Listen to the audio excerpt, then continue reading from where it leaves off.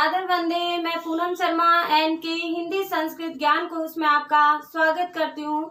हमने अपने पिछले वीडियो में समास के लक्षण और समास के अंगों की चर्चा की थी। आज का जो हमारा बिंदु है वह है समास के भेद में अविभाव समास। तो देखिए, हमने पिछले वीडियो में इसकी चर्चा की थी कि समास के लक्षण क्या है। एक बार हम इसको फिर से देख लेते हैं कि अविभाव जो समास है इसका प्रथम पद जो है वो प्रधान होता है। हो सकता है कि वह प्रथम पद उपसर्ग हो या उपसर्ग जैसा व्यवहार करे, वह नाम पद हो अथवा शब्दों की पुनरावृत्ति करता हो। शब्दों की पुनरावृत्ति का अर्थ है शब्दों का बार बार आना। वहां क्या होता है? अविभाव समास होता है। तो देखिए, हम बहुत सी गाइड में बहुत से एग्जाम्पल देखते हैं, पढ़ने को मिलते हैं, लेकिन हमारे सामने दिक्कत ये आती है कि उन एग्जाम्पल्स के दौरान वो जो एग्जाम्पल है वो दूसरे समास के भी उदाहरण हो सकते हैं। तो आप देखिए, ऐसा कौन सा समाधान है हमारे पास जिसके द्वारा आसानी से हम अविभाव समास को पहचान सकते हैं। तो देखिए, पहला हमारा है यहाँ स है, और स उपसर्ग से बने हुए जो शब्द हैं वह पहले बहुब्रीहि समास के उदाहरण होंगे। कैसे? एक बार फिर से देखिए, स है और स उपसर्ग से बने हुए जो शब्द हैं उपसर्ग वाले, ध्यान देंगे, वह पहले बहुव्रीहि समास के अंतर्गत जाएंगे। यदि वो बहुव्रीहि समास के उदाहरण है तो वह बहुव्रीहि में ही रहेंगे, अन्यथा फिर वह दूसरे रूप में अविभाव समास के अंतर्गत आएंगे। आप ध्यान देंगे, जैसे हम कुछ एग्जाम्पल देखते हैं, सहपाठी, सहमित्र, सहगामी, सहायक, और भी बहुत से एग्जाम्पल है जो देखने में तो उपसर्ग होने के कारण हमें किसमें लगते हैं? अविभाव में, लेकिन जाते किसमें है? बहुव्रीहि में। ये कैसे जाते हैं, इनकी चर्चा हम जब बहुव्रीहि समास लेंगे उसमें करेंगे। नेक्स्ट पॉइंट देखिए, पुनरावृत्ति वाले जो शब्द है यदि उनमें किसी प्रकार का टकराव हो तो टकराव होने की स्थिति में वह बहुव्रीहि समास के अतिरिक्त दूसरे समास में नहीं जाएंगे। क्यों? क्योंकि दो शब्दों में टकराव हो रहा है, तो टकराव सूचित होते ही उनकी पुनरावृत्ति तो हो रही है लेकिन उनमें आपस में टकराव हो रहा है, तो वह क्या होगा? अविभाव में नहीं होगा, वह बहुव्रीहि के अलावा किसी भी समास में नहीं जाएंगे। कैसे? एग्जाम्पल देखते हैं हम, लाठा लाठी, लाठा भाटा, मुक्कम मुक्का।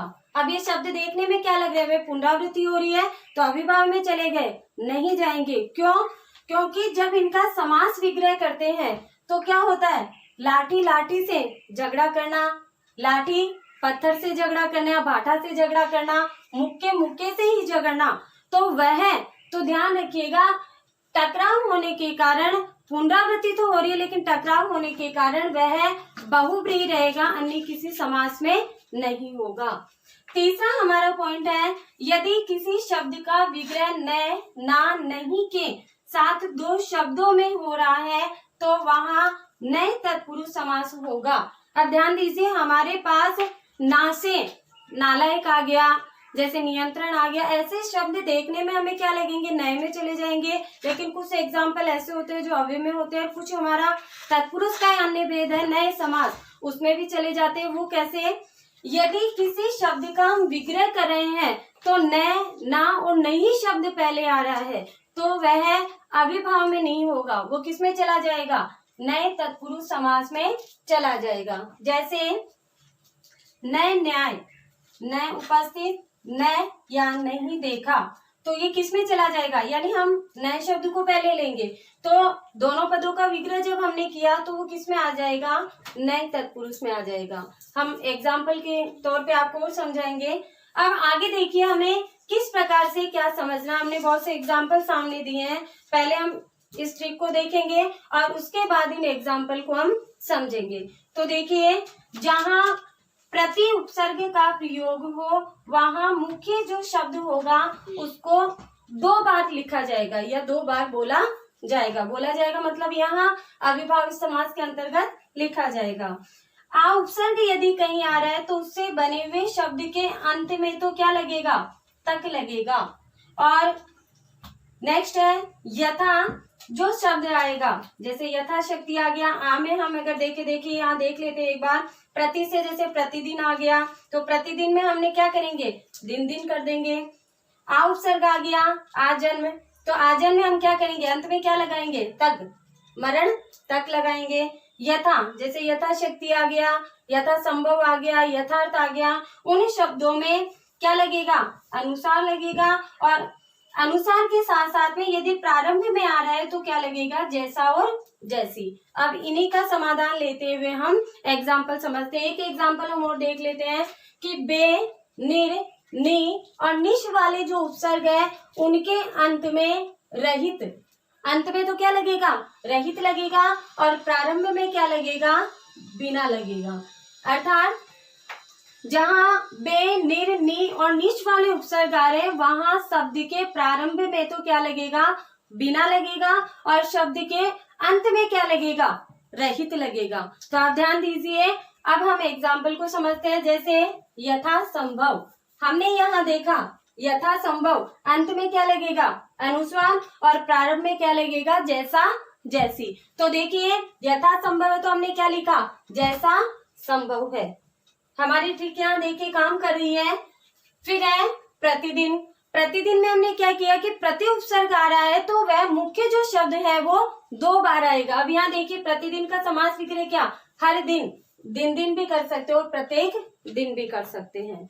नेक्स्ट है उपगंगा, उपसर्ग आ रहा है इसमें, यानी गंगा के समीप, गंगा के पास, गंगा के निकट भी कर सकते हैं। अब देखिए नी वाले यहाँ आ रहे हैं, नियंत्रण यानी पूरी तरह वश में, नालायक। अब देखिए ये जो उदाहरण है ये अव्ययभाव में भी है। आपको ऑप्शन के अंतर्गत देखना है कि ऑप्शन में विग्रह में क्या दिया हुआ है, तो आप वहां ध्यान देंगे। यदि वहां विग्रह में जो लायक नहीं दिया हुआ है तब तो वो किसमें चला जाएगा, अव्ययभाव में। यदि नालायक शब्द में आगे क्या लगा हुआ है, न लायक, तो वो किसमें चला जाएगा, न तत्पुरुष में चला जाएगा। ये ध्यान देंगे आप। नेक्स्ट है शक्तिशाली, यानी शक्ति से भरा हुआ या शक्ति वाला। नेक्स्ट आमरण, हमने यहाँ देखा उपसर्ग से बने शब्द के अंत में क्या लगेगा, तक, तो हमने क्या किया, मरण तक। नेक्स्ट है बेदाग, बेवजह, नी। अब यहाँ देखिए यहाँ क्या है कि बिना, प्रारंभ में तो बिना लगेगा, और अगर इसी का विग्रह हम लास्ट के रूप में लेंगे तो वहां रहित अंत में लग जाएगा। तो देखिए बेदाग का विग्रह क्या होगा, बिना दाग के, या यूं भी कर सकते हैं दाग से रहित। हमें ध्यान रखना है शब्दों का कि यदि प्रारंभ में आ रहा है तो हमें बिना करना और अंत में आ रहा है तो रहित करना है। बेवजह वही बिना वजह के। नेक्स्ट है निडर, यहाँ हमने बता रखा है निडर यानी डर से रहित या बिना डर के। फिर है यथार्थ, यानी अर्थ के अनुसार या जैसा अर्थ वैसा, ये इसके विग्रह। अब कुछ शब्द हम ऐसे देखते हैं जिनकी पुनरावृत्ति हो रही है, पुनरावृत्ति होने के कारण वो अविभावी समास के अंतर्गत आ रहे हैं। तो देखिए रातों रात, तो रात ही रात में, मारा मारी, मार के बाद मार, बार बार, बार ही बार में, यानी बाद के बाद बार भी कर सकते हैं। भागम भाग, भागने के बाद भागना। तो ये हमारे एग्जाम्पल है। एक चीज और, हमें अव्यय शब्द का बार बार प्रयोग करते हैं लेकिन हमें ये नहीं पता कि अव्यय क्या है, तो इसका आप पहले ध्यान रखेंगे। अव्यय क्या है, जिसे हम अविकारी भी कह सकते हैं, जिसमें लिंग वचन कारक रूप में किसी प्रकार का कोई परिवर्तन नहीं होता। जैसे एक एग्जाम्पल हम यहाँ ले लेते हैं, धीरे धीरे, ये शब्द है धीरे धीरे।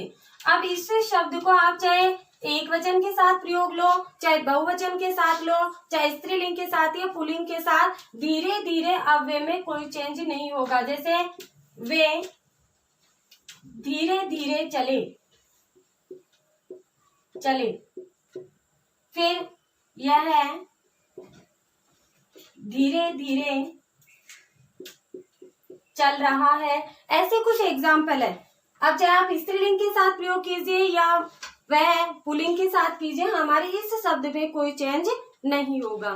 तो ये था हमारा अव्ययभाव समास। नेक्स्ट समास की चर्चा हम नेक्स्ट वीडियो में करेंगे। आज के लिए इतना ही, धन्यवाद।